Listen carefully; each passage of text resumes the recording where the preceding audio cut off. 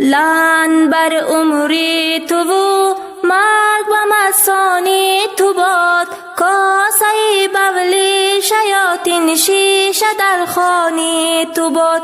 ای تو مکرانی خبیث، تو می شمشیری منی، لقمه تیری منو، از غضب شیری منی.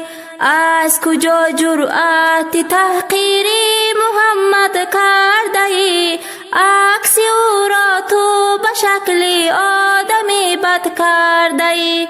تو بسانی جد و اربابی خودت خوار می شوی، این همه رنجی جهان کم هیز و مینار می شوی.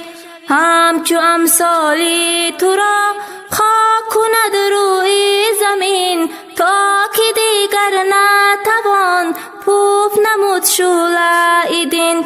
تا نفس در رگ و پیوند و تن و جانی من است، آرزوی دیدنی خونی تن اندر کفن است. در دلم جز خدا نیست کس بیم و هراس، ما تولد شدیم امت پیغمبر خاص.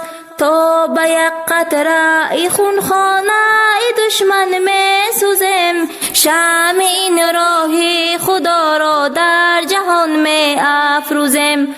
هر کجا پیرو دین است و ز دوستانی رسول، یک دم هم نکنید خاموشی جهلی قبول.